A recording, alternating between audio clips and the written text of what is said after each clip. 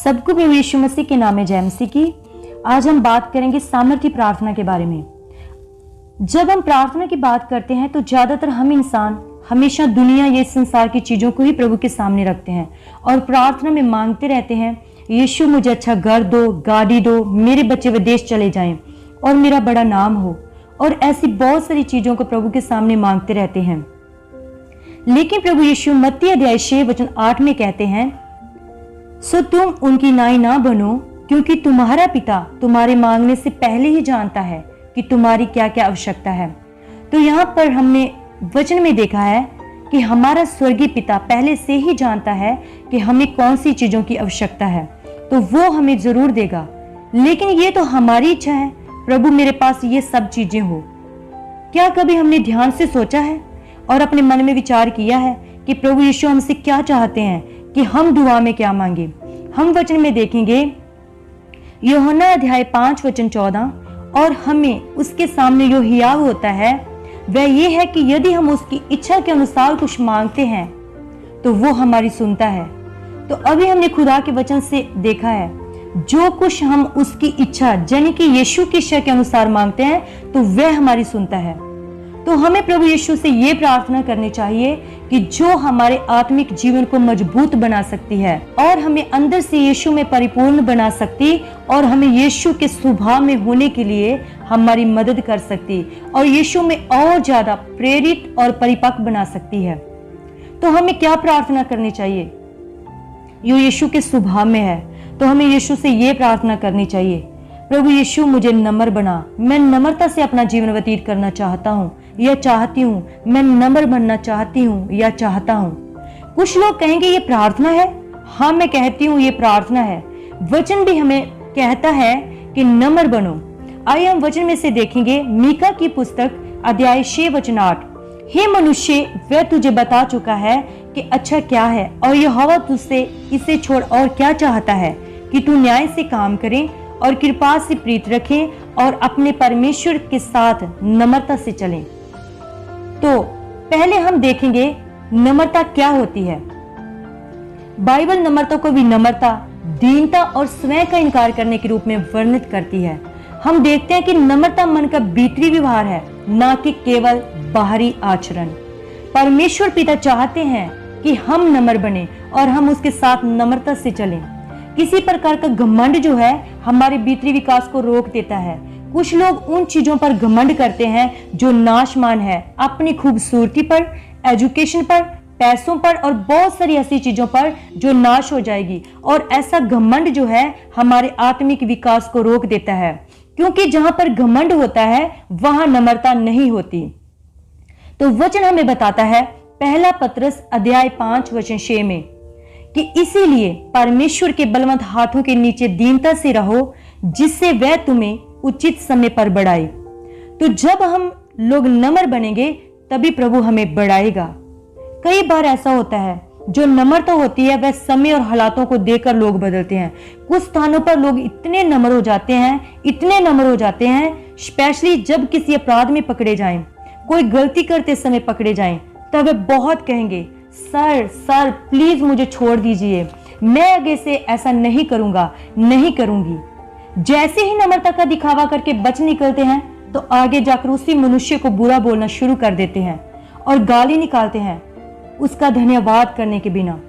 क्या हम इसे सच्ची नम्रता कह सकते हैं?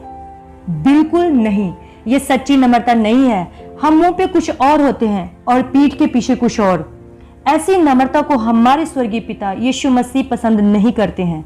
सच्ची नम्रता हमारे स्वभाव में होनी चाहिए। हमें प्रभु से प्रार्थना करनी चाहिए, प्रभु मुझे जीवन भर नम्र बना। हम कुछ उदाहरणों को बाइबल में से देखेंगे कि कौन लोग अपने जीवन में नम्र थे, बाइबल उनके बारे में क्या बताती है। हम पहली उदाहरण देखेंगे मूसा के बारे में कि वह कितना नम्र व्यक्ति था। उसके नम्र स्वभाव देखने से पहले हम देखेंगे मूसा कौन था। निर्गमन की पुस्तक के अनुसार मूसा तब पैदा हुआ था जब उसके अपने लोग यानी कि इस्राएली लोग मिस्र में गुलामी में थे। उनको बहुत सताया जा रहा था। राजा फिरौन ने देखा कि इस्राएली लोग दिन प्रतिदिन बढ़ते जा रहे हैं। तब उसने हुक्म किया कि इस्राएली लोगों का जब भी बेटा पैदा होता है उसे मार दिया जाए। तब मूसा का जन्म हुआ था। उसकी माँ ने उसे 3 महीने तक छिपा कर रखा, बाद में छिपा कर नहीं रख सकती थी। तब उसने नील नदी में मूसा को टोकरी में रखकर बहा दिया। तो हम जानते हैं फिरौन की बेटी ने उस बच्चे को देखा और महल में ले गई। तो वही महल में मूसा पड़ा और बड़ा हुआ। एक दिन प्रभु ने मूसा को दर्शन दिया और कहा, फिरौन के पास जा और कह, मेरे लोगों को जाने दे कि वह लोग परमेश्वर के लिए जंगल में पर्व करें। और मूसा द्वारा परमेश्वर ने इस्राएली लोगों को मिस्र की गुलामी से छुड़ाया। तो अब हम देखेंगे कि मूसा कितने नम्र स्वभाव का था, वह कितना नम्र था, उसने अपना जीवन कितना नम्रता से व्यतीत किया था। हम बाइबल में से पढ़ेंगे गिनती की किताब अध्याय 12 वचन 3। मूसा पृथ्वी के रहने वाले सब मनुष्यों से बहुत अधिक नम्र स्वभाव का था। वैसे तो मूसा को परमेश्वर ने बहुत बड़ा अधिकार दिया था इस्राएली लोगों को अगुवाई करने के लिए, कि वह एक बहुत बड़ी भीड़ की अगुवाई करें, उन्हें लीड करें कि उनको क्या करना है और क्या नहीं करना है। उस भीड़ में कुछ लोग मूसा से बहुत बड़े होंगे जिनको मूसा की सुननी पड़ती थी। मूसा वेल एजुकेटेड था। तो ये सब योग्यताएं होने के बाद भी मूसा ने घमंड नहीं किया। एक जगह हम वचन में देखते हैं गिनती अध्याय 18 वचन 24 और 26 कि जब मूसा के पास लोग आते थे अपनी मुश्किलों को लेकर, ज्यादा लोग होने के कारण उनको शाम पड़ जाती थी। मूसा के पास कुछ लोग पूरा दिन खड़े रहते थे। तो मूसा के ससुर ने यह सब देखा और मूसा को सलाह दी और कहा, इन सब लोगों में से ऐसे पुरुषों को छांट ले जो गुणी और परमेश्वर का भय मानने वाले, सच्चे और अन्याय के लाभ से घृणा करने वाले हो, और उनको 1000-1000, 100-100, 50-50 और 10-10 मनुष्यों पर प्रधान नियुक्त कर दे। तो मूसा ने अपने ससुर की बात को माना और कुछ लीडर्स अगुआ करके चुना कि वह भी लोगों का न्याय करें। यहाँ पर भी हम मूसा के नम्र स्वभाव को देखते हैं। वह ऐसा भी सोच सकता था और अपने ससुर से कह सकता था कि मैं तो सबसे ज्यादा पढ़ा लिखा हूँ, मेरे पास तो कितने सालों से अनुभव है कि लोगों की अगुवाई करूं और उनको कैसे चलना है, कहां पर क्या करना है। यहोवा सिर्फ मेरे साथ है, वह मेरे से ही बातें करता है। मुझे प्रभु के बारे में सबसे ज्यादा ज्ञान है। ये लोग तो कुछ नहीं जानते, मैं कैसे इनको लोगों के ऊपर अगुए करके चुन लूं। उसने ऐसा बिल्कुल नहीं सोचा। सारी योग्यताएं होने के बाद भी उसने अपने आप को नम्र किया, उसने अपने आप को दीन किया, अपने आप को छोटा समझा और लोगों को अपने से उत्तम जानकर कुछ लोगों को अगुए चुन लिया था और उनको अलग अलग रिस्पॉन्सिबिलिटीज दी। तो एक जगह हम और वचन में देखेंगे मूसा ने परमेश्वर से एक अगुए की मांग की कि जो इस्राएली लोगों की अगुवाई करें। गिनती अध्याय 27 वचन 15 और 18। मूसा ने यहोवा से कहा, जो सारे प्राणियों की आत्माओं का परमेश्वर है, वह इस मंडली के लोगों के ऊपर किसी पुरुष को नियुक्त कर दे जो उसके सामने आया जाया करे और उनका निकालने वाला और पेठाने वाला हो, जिससे यहोवा की मंडली बिना चरवाहे की भेड़ बकरियों के समान ना रहे। यहोवा ने मूसा से कहा, तू नून के पुत्र यहोशू को लेकर उस पर हाथ रख, वह तो ऐसा पुरुष है जिसमें मेरा आत्मा बसा है। यहाँ पर भी हम देखते हैं कि मूसा बहुत बड़ा हुआ है। वह शारीरिक तौर पर कमजोर नहीं था, उसके पास सब योग्यताएं थी लोगों की अगुवाई करने के लिए, लेकिन फिर भी उसने एक अगुए की मांग की परमेश्वर से। उसके अंदर बिल्कुल भी घमंड नहीं था, उसके अंदर बिल्कुल भी घमंड नहीं था। एक जगह और हम वचन को देखेंगे कि मूसा ने अपने आप को नम्र किया। गिनती अध्याय 12 में मरियम और हारून मूसा की निंदा करने लगे। उन्होंने कहा, क्या यहोवा ने केवल मूसा ही के साथ बातें की है? क्या उसने हमसे भी बातें नहीं की? उसकी ये बात यहोवा ने सुनी कि इन्होंने मेरे दास मूसा की निंदा की है। जो मेरा दास मूसा ऐसा नहीं है, वह तो मेरे सब घराने में विश्वास योग्य है। तो तुम मेरे दास मूसा की निंदा करने से क्यों नहीं डरे? उसी समय मरियम कोढ़ी हो गई। तब वचन बताता है, गिनती अध्याय 12 वचन 13, मूसा ने यहोवा की दुहाई दी, हे ईश्वर कृपा कर और उसको चंगा कर। जब परमेश्वर ने मरियम को कोढ़ी कर दिया था तो मूसा को तो खुश होना चाहिए था कि मरियम के साथ जो हुआ है अच्छा ही हुआ है, इसके साथ ऐसा ही होना चाहिए क्योंकि उसने मेरी निंदा की है। मैं तो इतना बड़ा अगुआ हूं, सब लोग मेरे अंडर में काम करते हैं, उसको तो मेरी रिस्पेक्ट करनी चाहिए। लेकिन वचन में हमने देखा है मूसा ने ऐसा नहीं किया। उसने अपनी बहन की चंगाई के लिए प्रार्थना की, प्रभु इसे चंगा कर। वह इतना नम्र बना कि अपनी निंदा सुनने के बाद भी उसको दुख में नहीं देखना चाहता था। हमने मूसा की नम्रता को देखा है। वह तब से नम्र बनकर इस्राएली लोगों की अगुवाई की जब से वह मिस्र में थे, और अपनी पूरी लाइफ में कई बार मूसा के विरुद्ध लोग बुड़बुड़ाए, बुरा कहा, लेकिन मूसा ने हमेशा उनके लिए खुदा से दुआ मांगी। और जब जब लोगों ने परमेश्वर के विरुद्ध पाप किया, परमेश्वर ने कई बार उनको मारना चाहा, लेकिन मूसा परमेश्वर के सामने नम्रता से उनके लिए विनती करता था, प्रभु ऐसा ना कर। तभी तो परमेश्वर ने कहा कि मूसा पृथ्वी में रहने वाले सब मनुष्यों से बहुत अधिक नम्र स्वभाव का था। हम दूसरी उदाहरण यीशु मसीह के जीवन से देखेंगे कि यीशु मसीह कितने नम्र थे। उन्होंने अपना जीवन कितना नम्रता के साथ व्यतीत किया। वह राजाओं का राजा, प्रभुओं का प्रभु, सारी सृष्टि को बनाने वाला, सब कुछ उसके शब्द के द्वारा रचा गया था। लेकिन इस पृथ्वी में जब तक वह रहा, उसने अपना जीवन नम्रता से व्यतीत किया। यीशु मसीह 100% परमेश्वर थे और 100% मनुष्य थे। हम वचन में देखेंगे कि वह अपने माता पिता के साथ भी नम्रता से चले। लूका अध्याय 2:51। तब वह उनके साथ गया और नासरत में आया और उनके वश में रहा, और उसकी माता ने ये सब बातें अपने मन में रखी।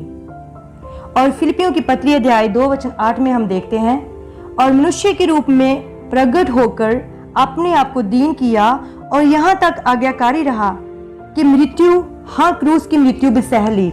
हमने वचन में देखा है कि यीशु बचपन से लेकर मृत्यु तक दीन नम्र बना रहा। हालांकि उसके माता पिता इम्परफेक्ट थे, संपूर्ण नहीं थे, उनके अंदर बहुत सारी कमियां थी, वे पढ़े लिखे नहीं थे, पवित्र नहीं थे, वह एक गरीब परिवार था। फिर भी वह राजाओं का राजा, सब कुछ बनाने वाला, जानने वाला अपने माता पिता के साथ नम्रता से रहा। वह जो खाते पीते थे वही खाता था, अपने पिता के साथ काम भी करवाता होगा, अपने माता पिता का आदर करता था। वचन बताता है कुलसियों की पत्री अध्याय 1:15 और 16, वह तो अदृश्य परमेश्वर का प्रतिरूप और सारी सृष्टि में पहलौठा था, क्योंकि उसी में सारी वस्तुओं की सृष्टि हुई, स्वर्ग की हो पृथ्वी की, देखी या अनदेखी, क्या सिंहासन, क्या प्रभुताएं, क्या प्रधानताएं, क्या अधिकार, सारी वस्तुएं उसी के द्वारा और उसी के लिए सृजी गई। यीशु मसीह में सब कुछ था, हमने वचन में देखा है, लेकिन फिर भी वह इतने नम्र हो गए अपने संसारिक माता पिता के सामने। आगे हम वचन में देखेंगे कि यीशु मसीह ने अपने चेलों के बीच में अपने स्वर्गीय पिता की बड़ाई की और करना सिखाया।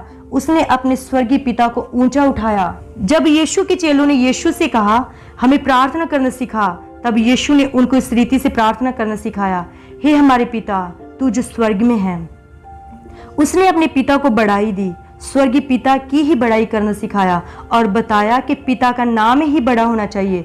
उसने ऐसा नहीं सोचा कि मैं अपने चेलों को अगर पिता की बड़ाई करना सिखाया तो मेरा नाम नीचा हो जाएगा, मेरा क्या बनेगा। लेकिन उसने अपने पिता के सामने और चेलों के सामने अपने आप को नम्र किया और सिखाया पिता यहोवा का नाम ही बड़ा होना चाहिए। यीशु मसीह ने खुद पिता की बड़ाई की। हम वचन में से देखेंगे यूहन्ना अध्याय 17:26, और मैंने तेरा नाम उनको बताया और बताता रहूंगा कि जो प्रेम तुझको मुझसे था वह उनमें रहे और मैं उनमें रहूं। यीशु मसीह ने खुद अपने पिता की बड़ाई की। उसने एक जगह और वचन में कहा कि मैं अपने आप से कुछ नहीं कर सकता, जैसा सुनता हूं वैसा ही न्याय करता हूं, और मेरा न्याय सच्चा है, क्योंकि मैं अपनी इच्छा नहीं परंतु अपने भेजने वाले की इच्छा चाहता हूं। क्या यीशु मसीह कुछ नहीं जानते थे? क्या उसके अंदर कोई पावर नहीं थी कुछ करने की? फिर वो क्यों कहता है मैं अपने से कुछ नहीं कर सकता? उसने हमेशा अपने पिता को बड़ाई दी। मैं अपने पिता की इच्छा को ही चाहता हूं, जो वो मुझे कहेगा मैं वही करूंगा। आगे हम वचन में से देखेंगे उसने अपने चेलों के पांव धोकर नम्रता दिखाई। हम वचन में से पढ़ेंगे यूहन्ना अध्याय 13:14, यदि मैंने प्रभु और गुरु होकर तुम्हारे पांव धोए तो तुम्हें भी एक दूसरे के पांव धोना चाहिए। यहाँ पर हम देखते हैं यीशु मसीह ने कितनी बड़ी नम्रता दिखाई, बहुत बड़ी नम्रता दिखाई कि उसने अपने चेलों के पैर धोए जो इम्परफेक्ट थे। वह खुद परमेश्वर था, जिसने सारे भूमंडल को बनाया और सब कुछ उसी का था, लेकिन फिर भी उसने अपने आप को नम्र करके अपने चेलों के पांव धोए। यीशु जानते थे कि वह विश्वास में कितने कमजोर हैं, उनका आत्मिक जीवन मजबूत नहीं है, और वो ये भी जानता था कि कौन उसे पकड़वाएगा, और जब लोग मुझे पकड़ेंगे तब यही मेरे चेले मेरा इनकार करेंगे, वह मेरे से दूर चले जाएंगे, मुझे अकेला छोड़ देंगे दुख की घड़ी में। तो ये सब कुछ जानते हुए भी उन्होंने अपने आप को बड़ा नहीं किया, बड़े नम्र होकर अपने चेलों के पांव धोए। हमने वचन में देखा है कि वह कितने नम्र बने। उसने अपने आप को सबसे छोटा किया और अपने चेलों को कभी महसूस नहीं होने दिया कि वे कुछ नहीं जानते हैं। उनकी निर्बलताओं में भी उनको उत्साहित किया और उनका जीवन संसार के सब लोगों के लिए आशीष का कारण बना। तो आगे हम तीसरी एग्जाम्पल को देखेंगे, तीसरी उदाहरण को देखेंगे, जो कि पौलुस के जीवन से, कि पौलुस ने अपना जीवन कितनी नम्रता से व्यतीत किया, कितना नम्र बना वह, और पौलुस कितना नम्र बना मसीह में आने के बाद। हम सबसे पहले थोड़ा पौलुस के बारे में देखेंगे कि पौलुस कौन था। बाइबल हमें बताती है कि पौलुस का नाम पहले साउल था और वह तरसुस का रहने वाला था। साउल पहली शताब्दी के मसीह लोगों को बहुत सताता था, उनको घर घर मारता, पीटता और घसीटता था। वह मसीह का बहुत बड़ा विरोधी था।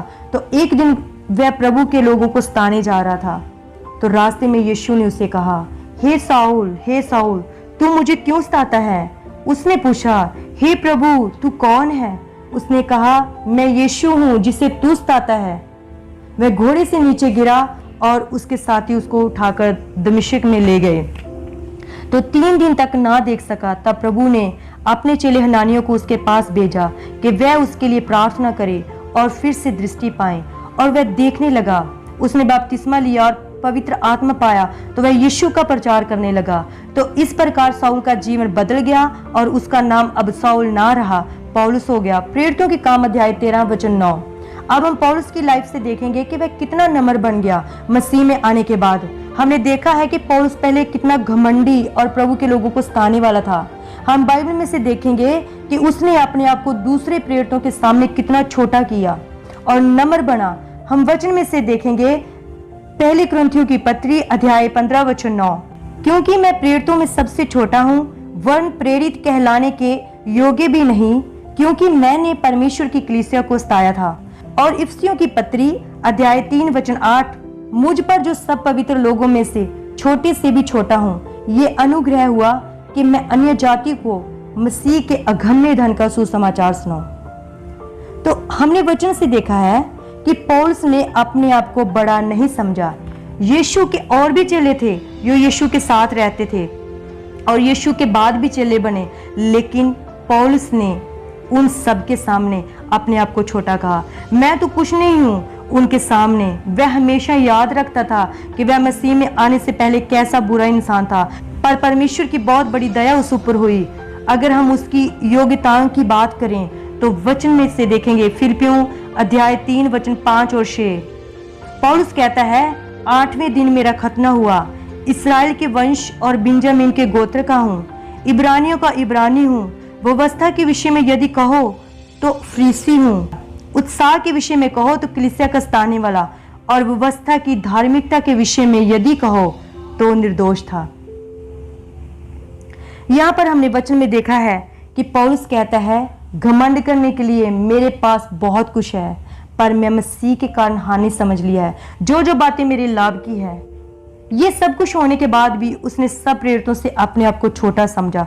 ये नहीं कहा मैं तो सबसे ज्यादा ज्ञान रखता हूँ, मैं ज्यादा पढ़ा लिखा हूँ, ये लोग तो मछली पकड़ने वाले हैं। ऐसा उसने बिल्कुल नहीं कहा। ये लोग तो कुछ नहीं जानते हैं, उसने ऐसा बिल्कुल भी सोचा नहीं। प्रेरित पौलुस ने 13 पत्रियों को लिखा। हम कह सकते हैं हाफ न्यू टेस्टामेंट, यानी कि आधा नया नियम। और यीशु ने उसके द्वारा बहुत सारे चर्च स्थापित किए और बहुत सारे लोगों के जीवन को बदला। यीशु मसीह में लोगों को लेकर आया। यीशु मसीह के लिए बहुत सारे दुख उठाए। जब भी उसने कलीसिया को पत्र लिखा तो अपने आप को बहुत नम्र करके पत्र की शुरुआत की। हम देखेंगे वचन में से रोमियो अध्याय 1 वचन 1, पौलुस की ओर से जो यीशु मसीह का दास है और प्रेरित होने के लिए बुलाया गया है, और परमेश्वर के उस सुसमाचार के लिए अलग किया गया है, उसने ये नहीं कहा कि मैं पौलुस इतना पढ़ा लिखा आपको ये लिख रहा हूं, ये मेरा हुक्म है। ऐसा बिल्कुल उसने नहीं कहा। पौलुस की ओर से, जो यीशु मसीह का दास हूं, दास का मतलब कोई तो उसके ऊपर है, उसका स्वामी। पौलुस बताता है कि यीशु मेरा स्वामी है। उसने अपने आप को बड़ा नहीं कहा, बल्कि यीशु का दास कहा कि जो मेरा स्वामी है, यीशु मसीह मेरा स्वामी है, मैं उसका दास हूं, मैं उसकी ओर से आपको लिख रहा हूं। उसने मनुष्यों से आदर लेना नहीं चाहा, बल्कि यीशु की सच्ची बातों का प्रचार किया। तो हमने 3 एग्जाम्पल्स को, 3 उदाहरणों को बाइबल में से देखा है। सबसे पहले हमने देखा है मूसा के जीवन से, और दूसरा यीशु मसीह के जीवन से, और तीसरा पौलुस के जीवन से, कि वह लोग कितने नम्र थे अपने जीवन में और उन्होंने अपना जीवन कितनी नम्रता से व्यतीत किया था। तो अब हम अपनी बात करेंगे कि जैसे हम भी अपना जीवन इस पृथ्वी में व्यतीत कर रहे हैं, और जब हम इस पृथ्वी को छोड़कर जाएंगे, क्या लोग हमारी भी उदाहरण देंगे? क्या वह बहुत ही नम्र व्यक्ति था? और अंत के दिनों में प्रभु हमारे बारे में क्या कहेंगे, हम कैसे हैं? तो खुदा के वचन से हमने देखा है कि परमेश्वर खुद चाहता है मैं और आप नम्र बने। तो हमें प्रभु से ये प्रार्थना करनी चाहिए कि प्रभु मुझे जीवन भर नम्र बना। मैं नम्रता से अपना जीवन व्यतीत करना चाहती हूँ, ना कि सिर्फ हमें प्रभु से दुनियावी चीजों को ही मांगना चाहिए जो नाश हो जाएगी, बल्कि हमें आत्मिक जीवन में आगे बढ़ने के लिए प्रभु से प्रार्थना करनी चाहिए। इस छोटे से संदेश के द्वारा प्रभु आप सबको आशीष दे। आमीन।